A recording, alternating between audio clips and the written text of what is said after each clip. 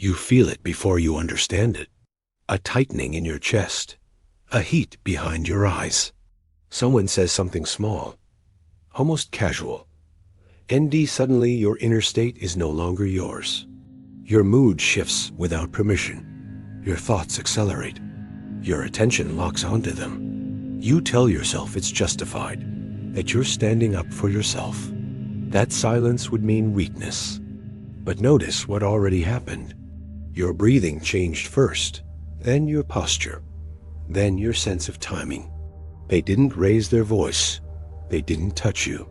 They didn't force you. Yet something inside you moved on command. You replay the moment in your head, not to learn, to relive. Your body stays tense long after they've moved on. You think you're reacting to disrespect, but what you're really feeling is exposure. Because if someone can pull emotion out of you on demand, they can steer you without ever touching the wheel. This isn't about anger. Anger is just the signal flare. The real loss happened earlier, the instant your inner state became negotiable. You weren't attacked. You were accessed. And the most unsettling part isn't that they provoked you. It's that it worked automatically. No pause. No choice, no distance, just reaction. Right now, as you remember it, your body responds again. That's how deep the conditioning runs. You've been taught that feeling something proves you're alive. That reacting proves you care. That calm means suppression. But look closer. In that moment, who had control? The one who stayed still, or the one who burned? You already know the answer. You've just never said it out loud. You were taught that reacting makes you real. That anger means strength. That letting things slide means you're weak, passive, complicit. So you followed the script. You spoke up immediately. You defended your position. You corrected, confronted, clarified. You believed being emotionally transparent made you honest. You believed expressing outrage earned respect. You believed people would understand your intentions. That's what you were promised. What actually happened was different. Your reactions were noted, not respected. Your anger was cataloged, not feared. Your emotional honesty became a map others learned to read. Reality didn't reward how right you felt. It responded to how predictable you became. You thought being expressive would protect you. Instead, it exposed you. Because systems don't care about fairness. Psychology doesn't care about your values. Power doesn't respond to virtue. It responds to alignment. In nature, the animal that reacts first loses energy. In markets, the trader who panics first loses position. In conflict, the one who reveals emotion reveals leverage. You weren't punished for being wrong. You were punished for being readable. The world didn't betray you. It functioned exactly as it always has. You believed self-control meant repression. But the truth is harsher. Lack of self-control is submission. Every time you reacted on impulse, you confirmed to the environment that your inner state could be influenced. And once that's known, people don't need to overpower you. They just need to press the right buttons. This is the moral fracture most people never recover from. The realization that good intentions don't shield you. Only structure does. There's a reason this truth is rarely taught cleanly. Because once you see it, you stop being useful to narratives that rely on your reactions. The Stoics understood this long before modern psychology gave it language. Epictetus was explicit. It's not events that disturb you, but your judgments about them. That idea sounds gentle when quoted on posters. It wasn't meant to be. It was a warning. If someone else can dictate your internal state, they don't need to dominate you externally. Sun Tzu said something similar, more bluntly. If your enemy knows your anger, he can move you at will. Not by force, by timing. Modern neuroscience confirms it without philosophy. Emotional reactivity shuts down the prefrontal cortex. Decision-making collapses. Impulse takes over. In that moment, you are not sovereign. You are predictable. This is why emotional invulnerability is framed as cold, inhuman, or unhealthy. Because a calm person cannot be steered by noise. They don't amplify drama. They don't provide feedback on command. And feedback is what manipulators feed on. The forbidden part isn't staying calm. It's staying calm while others expect reaction. Because reaction reassures them they matter. Silence destabilizes. This is not about suppressing emotion. It's about relocating authority.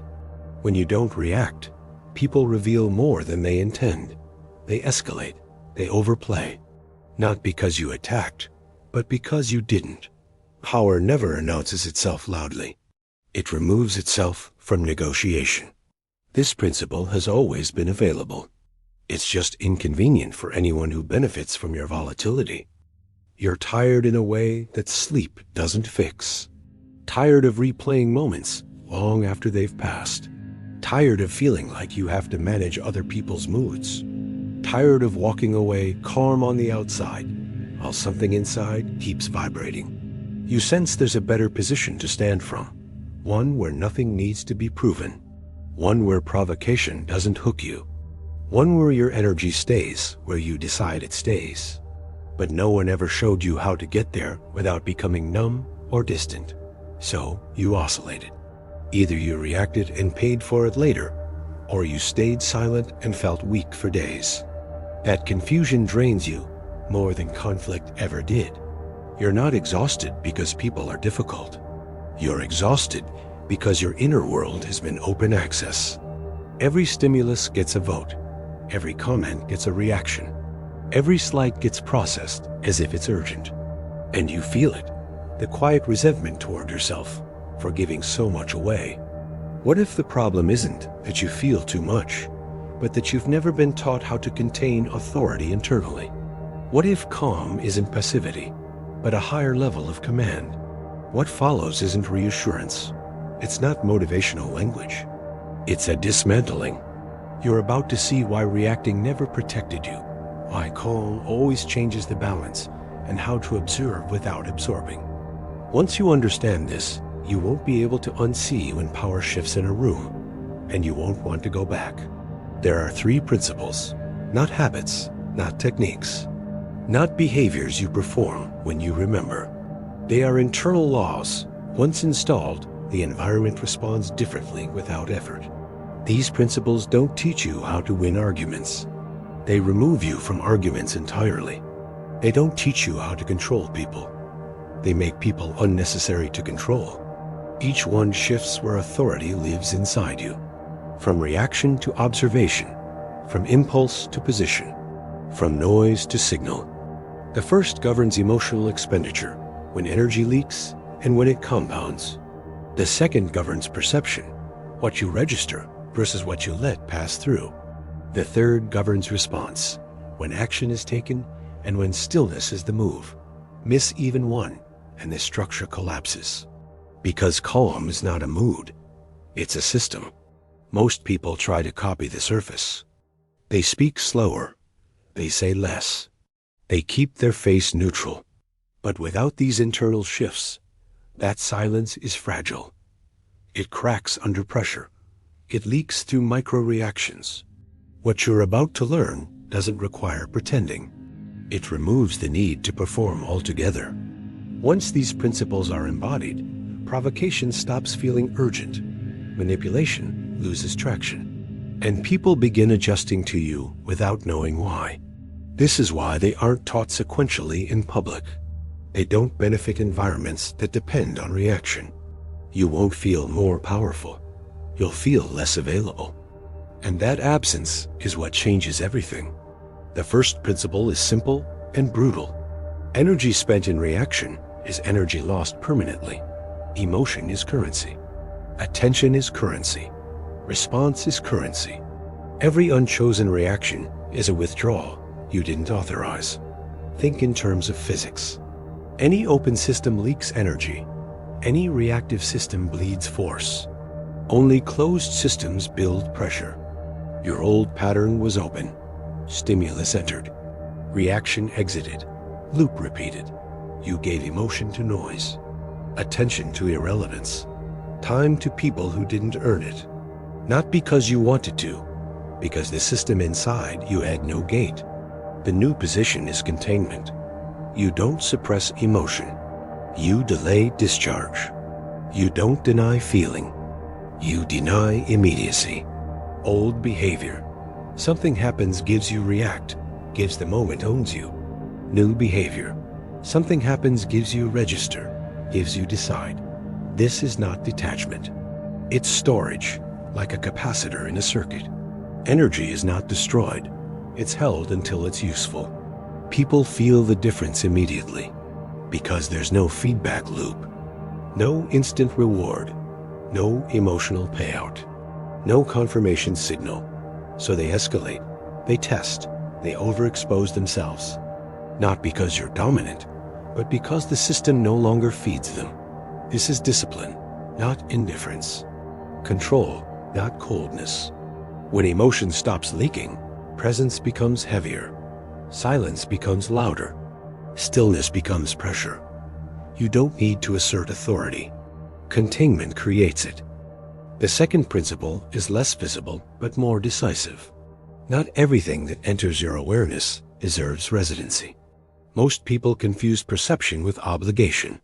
They notice something and assume it must be processed, judged, answered. That assumption is the weakness. Think in biological terms. A healthy organism has a membrane. It senses the environment without absorbing toxins. Your old pattern had no membrane. Every tone shift mattered. Every comment lingered. Every glance demanded interpretation. So your mind stayed crowded, reactive, busy with things that weren't serving position. The new behavior is filtration. You allow stimuli to pass through observation without attaching meaning. You see without storing. You register without reacting. Old behavior. Something happens, gives you personalize, gives emotion, follows. New behavior. Something happens, gives you contextualize, gives neutrality, remains.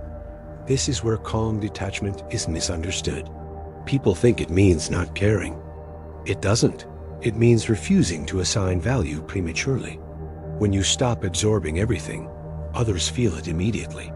Because their signals don't land, jokes fall flat, provocations echo, subtle digs miss their mark. And without feedback, behavior destabilizes. People start revealing intent through repetition. They escalate because nothing is sticking. They expose patterns you would have missed if you reacted early. This is observation without absorption. You're not above the situation. You're outside its pull. The authority here comes from patience, from letting information accumulate before meaning is assigned. You stop being moved by fragments. You wait for structure, and the one who waits controls tempo. The third principle is the most profound, though it appears deceptively simple. Action is not always power. Stillness often is. Most people mistake response for authority. They believe being active signals control. That speaking proves command. That reacting demonstrates dominance. This is the trap. Think in terms of warfare. A general who moves troops at every insult loses initiative. A general who waits, assesses, and strikes when the conditions favor victory controls the battle without exhaustion. Old behavior. Stimulus arrives, gives you respond, gives situation escalates, gives you deplete energy. New behavior. Stimulus arrives, gives you assess, gives you respond only when leverage is maximal. Here, power is measured in reserves. Every unspent response becomes weight. Every delayed action becomes influence. Those around you sense it instinctively. Their attempts to provoke become frantic. Their overexposure becomes visible. Their mistakes are cataloged while you remain untouched. You're not acting out of aggression. You're not imposing. You are sovereign in observation. Calm is not passivity. Detachment is not apathy.